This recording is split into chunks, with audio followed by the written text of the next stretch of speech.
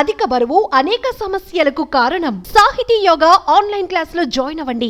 ఇల్లే India దిల్లే India అని సరిహద్దులలో జవాన్లు పోరాడుతుంటే వారి ఇళ్లపై భూములపై కన్ను వేస్తున్నారు కొందరు.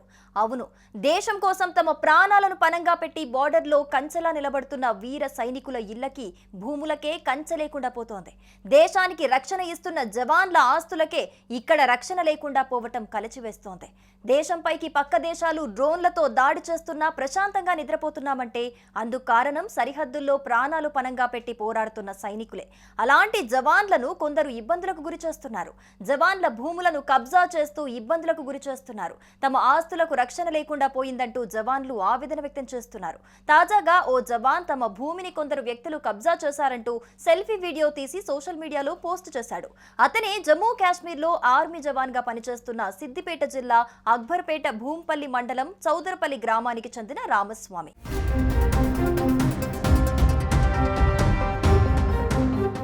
గ్రామంలో కొందరు వ్యక్తులు భూమి కబ్జా చేశారని అధికారుల చుట్టూ తిరుగుతున్నా న్యాయం జరగటం లేదంటూ సెల్ఫీ వీడియో తీశారు.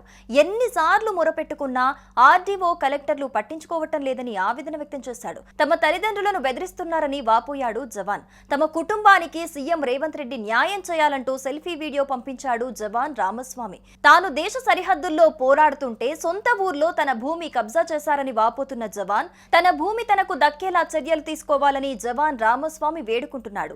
జై జవాన్ అంటూ జవాన్ల జేబులు కూడా కొట్టడానికి చూడటం నిజంగా దారుణం. నమస్కారం. జై హింద్, జై జవాన్, జై కిసాన్. నా పేరు బి రామస్వామి. నేను జమ్మూ కాశ్మీర్లో పాకిస్తాన్లో డ్యూటీ చేస్తున్నాను. ప్రస్తుతానికి మా విలేజ్ వచ్చేసి చౌదర్పల్లి, మండలం అక్బర్పేట్ భూంపల్లి, డిస్టిక్ వచ్చేసి సిద్దిపేట డిస్టిక్, స్టేట్ తెలంగాణ.